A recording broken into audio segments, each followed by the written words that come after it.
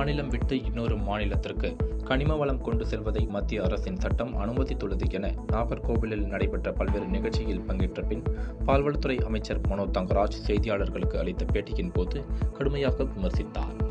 அதன் நீட்சியாகத்தான் இப்போதும் பள்ளி கல்வித்துறையின் மூலமாக பள்ளி கட்டிடங்கள் கட்டமைப்புகள் ஏற்படுத்துகிற பணி நடைபெற்று வருகிறது. இன்றைக்கு நாங்கள் மகிழ்ச்சியோடு சுமார் 11.5 கோடி ரூபாய்க்கான பள்ளி கட்டிடங்கள் திறப்பு விழா, அதே போன்று பள்ளி கட்டிடங்களுக்கு அடிக்கல் நாட்டு விழா போன்ற நிகழ்ச்சிகளை நாங்கள் இப்போது தொடங்கி வைத்திருக்கிறோம். இது மேலும் மேலும் கல்வியில் நம்முடைய பிள்ளைகளை உயர்ந்த நிலைக்கு உன்னத நிலைக்கு கொண்டு வருகின்ற ஒரு மிக மகத்தான பணியாக இது பார்க்கப்படுகிறது. இந்தியாவுக்கே தமிழ்நாடு கல்வியில் வழிகாட்டுகிறது என்பது நமக்கெல்லாம் கிடைத்திருக்கக்கூடிய மிகப்பெரிய பெருமை. திருப்பத்தூர் ஸ்டேட் வங்கி எதிரில் அதிமுக சார்பில் கண்டன ஆர்ப்பாட்டம் நடைபெற்றது. முன்னாள் அமைச்சர் KC வீரமணி தலைமையில் நடைபெற்ற ஆர்ப்பாட்டத்தில் பட்டியலின மாணவி மீது வன்கொடுமைகளை ஏவி கொடூர தாக்குதல் நடத்திய பல்லவரம் திமுக MLA மகன் மீது உரிய நடவடிக்கை எடுக்க கோரி கண்டனம் தெரிவிக்கப்பட்டது. பின்னர் முன்னாள் அமைச்சர் KC வீரமணி கண்டன உரை ஆற்றினார். மேலும் இந்த ஆர்ப்பாட்டத்தில் மாவட்ட, ஒன்றிய, நகர, பேரூராட்சி பொறுப்பாளர்கள் என 500க்கும் மேற்பட்ட அதிமுகவினர் பலர் கலந்து கொண்டனர். பட்டியலின மாணவி மீது வன்கொடுமைகளை செய்து கொடூர தாக்குதல் நடத்திய திமுக MLA கருணாநிதியின் மகன் மற்றும் மருமகள் மீது உரிய நடவடிக்கை எடுக்க தவறியது மற்றும் தமிழகத்தில் சட்டம் ஒழுங்கு சீர்கேடுகளுக்கு காரணமான திமுக அரசை கண்டித்து அதிமுக சார்பில் நாகை அவுரித்திடலில் கண்டன ஆர்ப்பாட்டம் நடைபெற்றது. அதிமுக மாவட்ட செயலாளரும் முன்னாள் அமைச்சருமான OS மணியன் தலைமையில் நடைபெற்ற இந்த கண்டன ஆர்ப்பாட்டத்தில் முன்னாள் அமைச்சர் ஜீவானந்தம் மற்றும் ஏராளமான அதிமுக நிர்வாகிகள் பங்கேற்றனர். அதிமுக நகர செயலாளர் தங்க கதிரவன் கண்டன கோஷம் எழுப்பினார். இந்த ஆர்ப்பாட்டத்தில் பெண்கள் உட்பட 500க்கும் மேற்பட்டோர் பதாகைகளை ஏந்தியபடி திமுக அரசுக்கு எதிராக கோஷங்களை எழுப்பி தங்கள் எதிர்ப்புகளை தெரிவித்தனர்.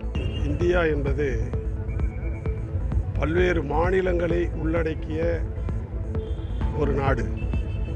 இந்தியாவில் பல்வேறு பிராந்திய கட்சிகள் ஆட்சி நடத்துகிற நாடு.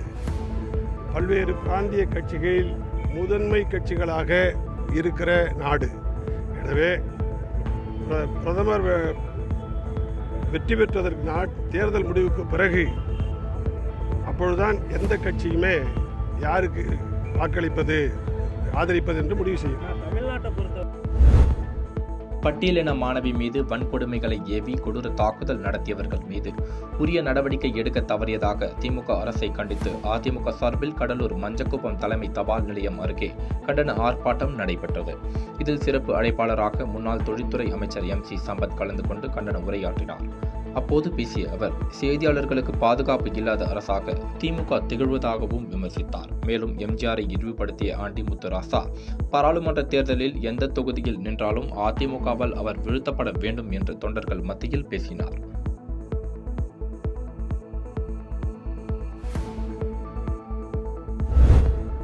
சென்னை பல்லாவரம் தொகுதி திமுக MLA கருணாநிதியின் மகன் ஆண்டோ மதிவாணன், இவரது மனைவி மெர்லின் ஆகிய இருவரும் சேர்ந்து கொடூரமாக தாக்கி துன்புறுத்திய திருநெருங்குன்றம் கிராமத்தை சேர்ந்த தாழ்த்தப்பட்ட வகுப்பு சேர்ந்த சிறுமிக்கு இழைக்கப்பட அநீதியை கண்டித்து கள்ளக்குறிச்சி மாவட்ட அதிமுக சார்பில் உளுந்தூர்பேட்டை வட்டாட்சியர் அலுவலகம் முன்பு கண்டன ஆர்ப்பாட்டம் நடைபெற்றது.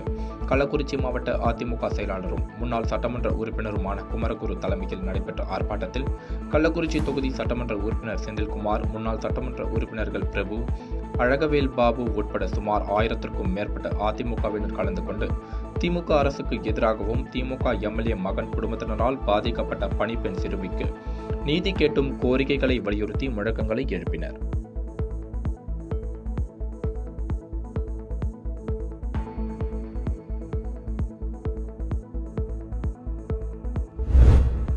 தேனி மாவட்டம் கோட்டூரை சேர்ந்த கல்லூரி மாணவன் ஆனந்தன் போடிநாயக்கனூர் அருகே தனது இருசக்கர வாகனத்தில் சென்று கொண்டிருந்தார். அப்பொழுது எதிரே தாறுமாறாக ஆட்டோ ஒன்று வந்து கொண்டிருப்பதைக் கண்டு ஓரமாக இருசக்கர வாகனத்தை நிறுத்தியுள்ளார். ஆனாலும் எதிரே வேகமாக வந்த ஆட்டோ இருசக்கர வாகனத்தில் மீது மோதியதில் இருசக்கர வாகனத்தில் வந்த ஆனந்தன் கீழே விழுந்ததில் காதில் காயம் ஏற்பட்டது. அருகில் உள்ளவர்கள் உடனடியாக அவரை மீட்டு அருகில் உள்ள அரசு மருத்துவமனைக்கு சிகிச்சைக்காக அனுப்பி வைத்தனர்.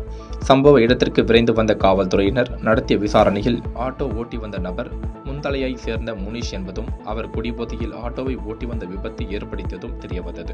அதனைத் தொடர்ந்து குடிபோதையில் ஆட்டோவை ஓட்டி வந்த முனிஷுக்கு ரூபாய் 15,000 அபராதம் விதிக்கப்பட்டு எச்சரித்து அனுப்பப்பட்டார். பாதகம் செய்பவரை கண்டால் நாம் பயங்கொள்ளலாகாது பாப்பா.